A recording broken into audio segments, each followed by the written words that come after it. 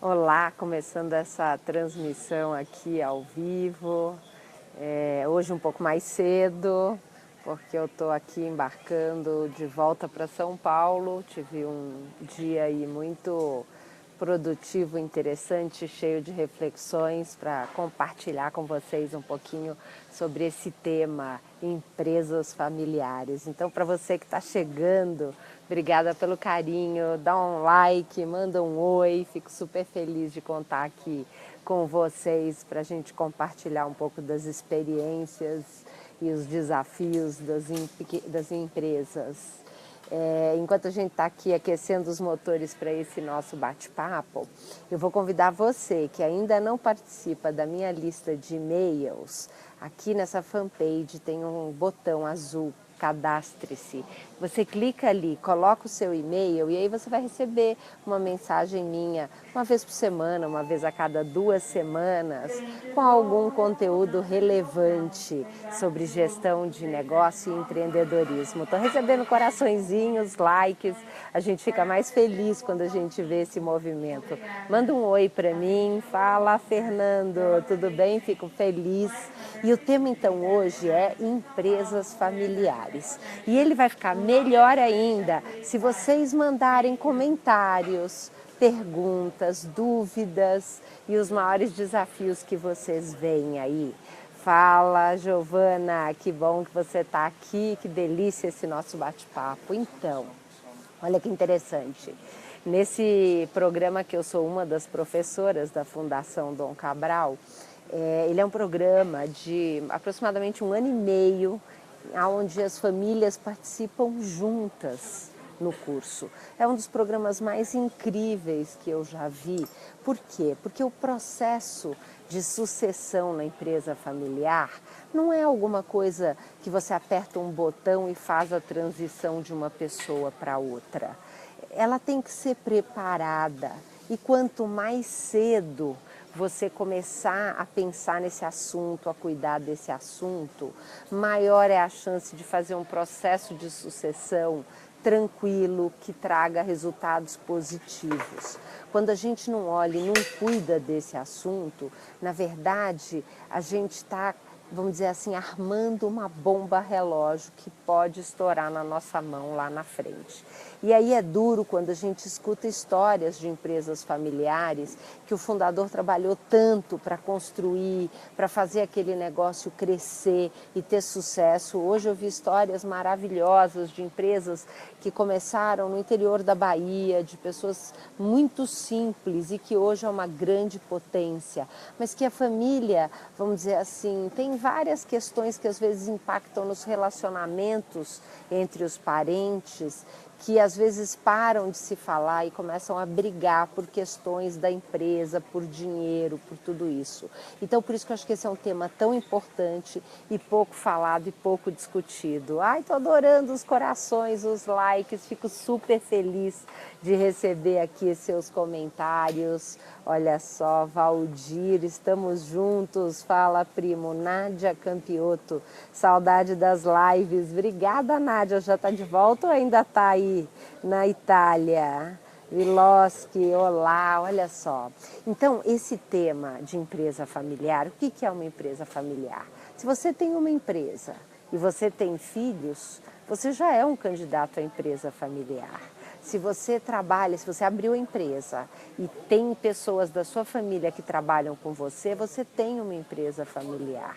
E quanto mais cedo você se conscientizar disso e começar a estudar um pouco sobre esse assunto, maior é a chance de sucesso. Eu sei que esse é um assunto que a gente muitas vezes deixa para quando tiver algum problema. E por isso, nesses momentos, pode ser tarde demais. Então, começar a estudar e entender quais são esses desafios tem muitas vantagens familiar. O comprometimento das pessoas da família é normalmente maior, o engajamento, a dedicação, não é isso? Você conhecer bem as pessoas, então vamos dizer assim, o conhecimento que você pode compartilhar. Então, vamos dizer, você constrói um resultado. Agora, você tem alguns desafios. Uma das coisas que eu acho mais importante é o diálogo e é a transparência. Eu vejo muito empresas familiares que começam a ter conflitos e problemas na empresa, na função profissional dos membros da empresa que trabalham juntos. Mas para evitar conflito, as pessoas não falam e jogam aquele assunto para baixo da mesa. Ficam irritadas, ficam desanimadas, ficam incomodadas, mas não falam sobre o assunto. Então, acho que esse é um ponto importante. Sabe o que acontece quando você faz isso? Você vai engolindo aquele sapo e vai ficando chateado, irritado. Você vai engolindo e vai escondendo as coisas embaixo do tapete. E aquilo vai crescendo, vai crescendo, vai crescendo, crescendo como uma bomba relógio. E um dia ela vai explodir no seu colo. Então, para mim, ouvir, como eu escuto depoimentos de pessoas que falaram assim, não, vamos dizer assim, eu sempre trabalhei na empresa com meu pai a minha vida inteira, eu nunca me preocupei porque eu só tenho uma irmã, a minha irmã eu sempre me dei super bem com ela nunca trabalhou na empresa, mas eu tenho certeza que o dia que meu pai faltar vai ser tranquilo, nós não vamos ter problema nenhum. E depois que o pai falece, a irmã começa a brigar e discutir, entrar em confusão, que muitas vezes pode inclusive levar uma grande empresa a quebrar.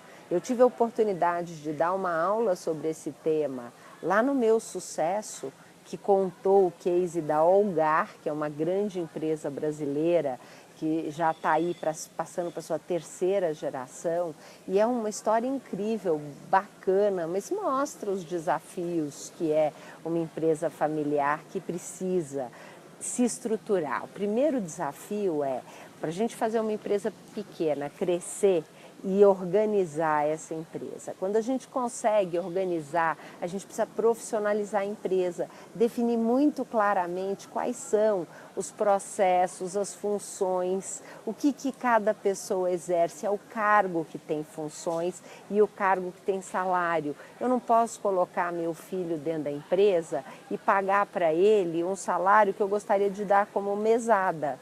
Se eu coloco ele na empresa para fazer o trabalho de um assistente administrativo, o salário tem que ser compatível com o assistente administrativo. Mas e se meu filho precisar mais do que o dinheiro do salário desse cargo para viver? Na empresa o salário dele é esse. Se você quiser complementar como uma mesada, você pode fazer o que você quiser como mesada. Mas se na empresa você coloca seu filho com um salário maior do que o cargo permite, você começa a ter problema. Por quê? Porque funcionários que estão em cargos semelhantes começam a olhar para aquilo e se desmotivar e se desanimar. Então, é melhor você enfrentar um desafio, uma dor de barriga, de ter que olhar para o seu filho e falar, olha, seu salário aqui dentro é esse. Trabalhe, ganhe experiência e bagagem para você assumir um cargo maior e ter uma remuneração melhor, do que você fazer alguma coisa errada, errada não, mas vamos dizer, dar um cargo com um salário desequilibrado, que você vai gerar um problema muito maior. Outra grande preocupação é, quando você contrata um parente, seja transparente. Porque se você num dia precisar demitir essa pessoa, você tem que ter liberdade para fazer isso. Então a pessoa tem que entender que é uma relação profissional, que você vai contratar e avaliá-la pela competência e não pelo parentesco. Então, no fundo, transparência e diálogo é a alma do negócio da empresa familiar. E quanto mais cedo você começar a conversar sobre esse assunto, melhor vai ser. Não deixe para amanhã, você fala assim, mas meus filhos são jovens ainda e não estão trabalhando na empresa. Agora é a hora deles começarem a conhecer a história da empresa, toda a sua batalha para fazer o seu negócio girar, crescer, andar e preparar com transparência quais são as regras da família, quais são as regras da empresa, o que eu preciso fazer se eu quero trabalhar nessa empresa, legal? Esses são temas fundamentais para o sucesso da empresa familiar. Fala, Adriano, boa noite. Oi, Rodrigo, olha só que delícia que você está aqui. Aí explode, né? É o grande desafio. O que é melhor na parte operacional, alguém da família ou um profissional externo? Essa é uma pergunta importantíssima, Fernando. Primeira coisa, o melhor é uma pessoa competente para exercer essa função, independente dele ser parente ou ser um executivo. Você tem que olhar a competência, quem é mais competente. Aí você fala para mim, não, mas eventualmente eu tenho 2 candidatos, os 2 são competentes, são bons, são as pessoas certas, têm atitude, têm conhecimento e habilidade para exercer a função que eu preciso, sendo que um é familiar e o outro é um executivo.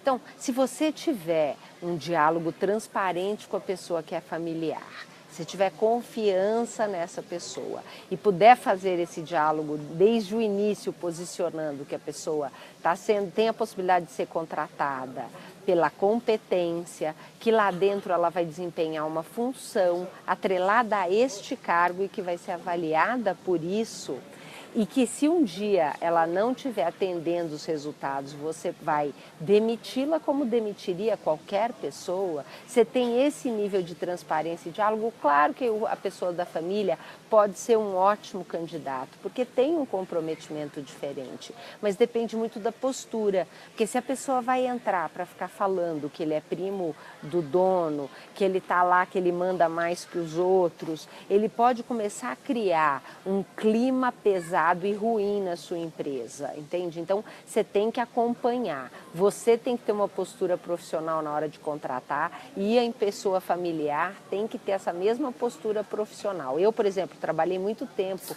com meu pai e meu irmão. Eu evitava chamar meu pai de pai dentro da empresa, porque eu acho que, sabe, é sutil, mas a gente começa a exercitar que lá dentro nós somos profissionais e não familiares, entende? Então eu acho que são algumas questões como essa que são muito importantes para a gente avaliar. Agora, se você sabe que é uma pessoa que vai ter uma postura, vamos dizer assim, de buscar favoritismo ou questões ou vantagens por ser membro da família, aí talvez seja melhor você evitar no início, porque é sempre traumático demitir uma pessoa da família. Sempre vai ter alguém que vai ficar chateado, ok? Eu só sou da ideia que se a pessoa é capaz, competente, você é transparente, você tem uma postura profissional, ele vai ter um grande comprometimento e enquanto o trabalho profissional estiver gerando um bom resultado, ótimo. No momento que começou a não gerar resultado, você tem que ser o primeiro a chamar essa pessoa,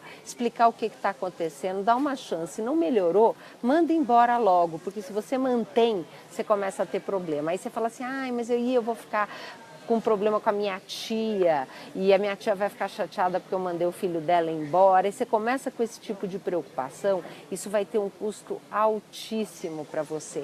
Dentro da empresa, aquilo vai contaminar de uma forma que o seu prejuízo vai ser muito maior. Às vezes é melhor você se indispor uma semana, um mês, alguns meses com uma tia, mas depois você constrói esse relacionamento do que você pôr em risco toda a estrutura e a profissionalização da sua empresa. No fundo, profissionalização é a palavra.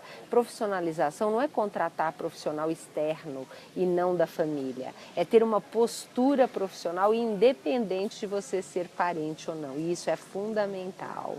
Só os filhos não se interessam. Ótima pergunta, Márcia. Quando os filhos não se interessam pelo negócio, acho que esse é um ponto super importante hoje em dia e realmente eu tenho visto muitas empresas familiares que os filhos não têm interesse nenhum. Por quê? Primeiro porque muitas vezes vê o empreendedor sofrendo ou falando ou reclamando, às vezes porque a pressão é muito grande, você ser filho de dono não é fácil, porque você entra lá e você tem que ser 2 vezes mais competente para provar que você merece aquela função que você está.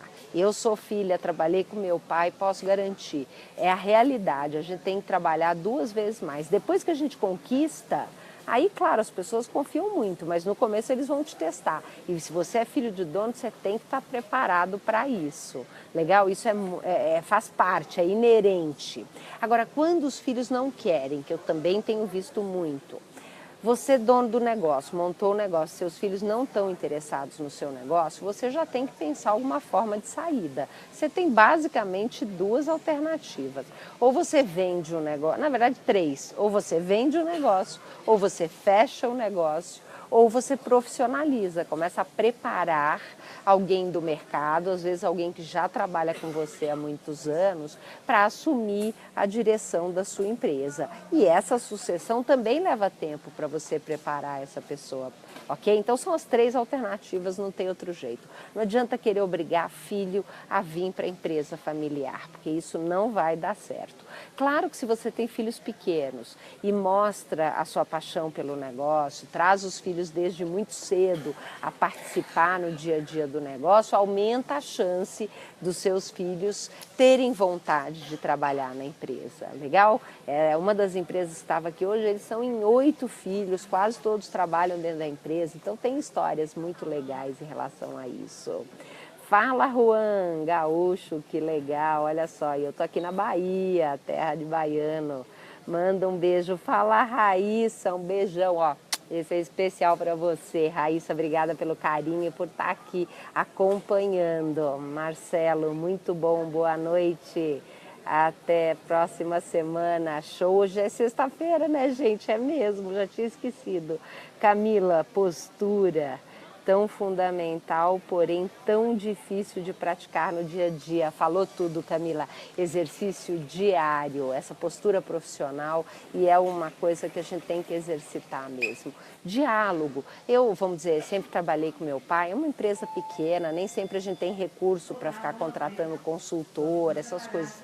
Mas eu, muito curiosa, sempre lia sobre esse assunto, participava de palestras gratuitas sobre esse tema, e assim a gente vai trazendo ideias e encontrando caminhos. Um processo de sucessão, ele pode levar de 5 a 15 anos. Então, quanto mais cedo você começar a pensar nesse assunto, melhor. Se a empresa é sua, se você tem filhos, logo você vai ter realmente que lidar com isso. Quanto mais cedo, melhor. Hoje eu ouvi várias vezes, se eu soubesse disso antes, teria evitado tantos problemas, ok? E lembra, nada de ficar jogando conflito para baixo do tapete.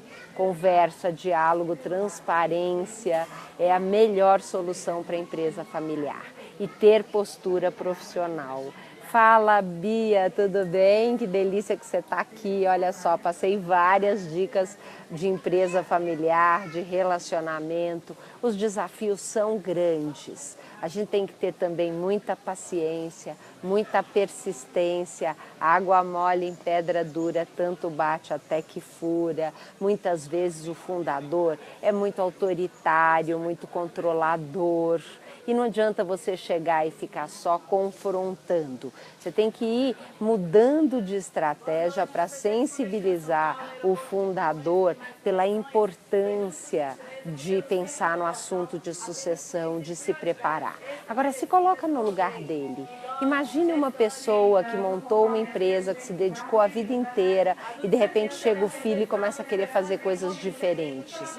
Realmente não é fácil, entende? Então, você tem que ter um pouco de tato e paciência para ir conquistando e mostrando para o seu pai o seu valor e como que você pode contribuir nesse sentido com ideias novas, mas principalmente valorizando tudo que ele fez e que ele construiu até hoje. Porque é através desse reconhecimento que você vai começar a ganhar espaço e confiança. E aí, às vezes, a gente, por ter ideias diferentes, a gente critica.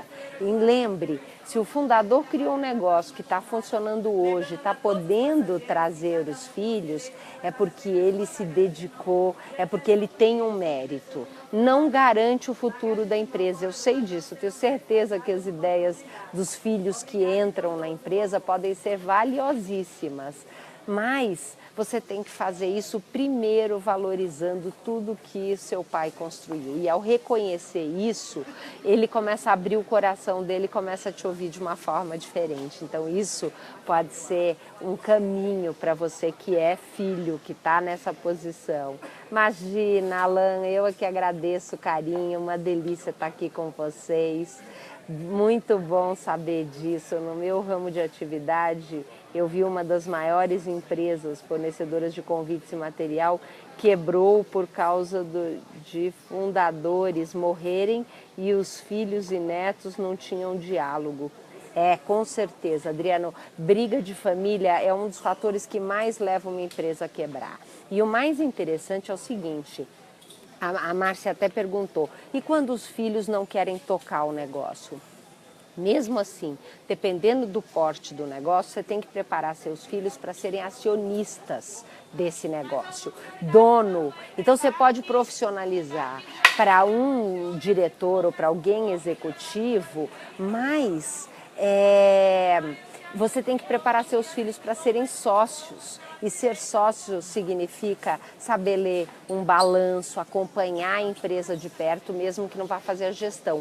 Porque se você põe um profissional para tocar um negócio e não acompanha, esse profissional faz besteira, você vai pagar muito caro como sócio dessa empresa que não acompanhou. Então, muitas vezes os filhos querem sim viver da renda que a empresa gera para eles, mas não querem assumir responsabilidade, não querem trabalhar no negócio. Não querer trabalhar é uma coisa, mas se você quer viver dos frutos desse negócio, você tem que aprender a ser dono e sócio dessa empresa. E para isso você precisa se preparar. Mesmo, tem muitos casos que eu vejo, pessoas que vão para a área artística, cinema, teatro, e que vêm fazer o curso na Fundação Dom Cabral para se preparar para ser dono de uma empresa, para entender como é que acompanha a gestão, o que é fazer parte de um conselho, que não precisa ser só grandes empresas. Pequenas empresas também devem ter o conselho de família, um conselho de gestão administrativa.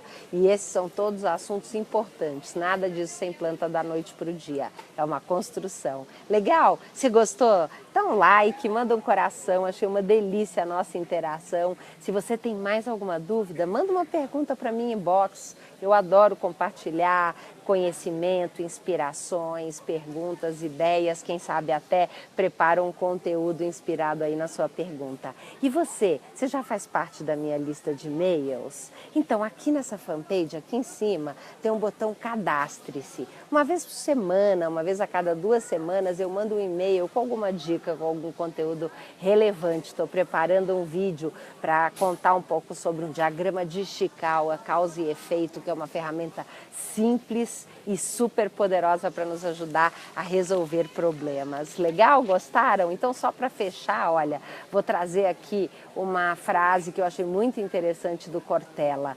Coragem, que é algo tão necessário para o empreendedor e principalmente da empresa familiar, não é a ausência de medo, e sim a capacidade de enfrentar o medo. Então, você que tem empresa familiar, você tem medos, que bom que você tem medos. Você só precisa da coragem para você enfrentar esse medo e executar aquilo que você precisa. E se você está aqui, você é uma pessoa que tem isso. Muito legal, uma delícia estar aqui com vocês.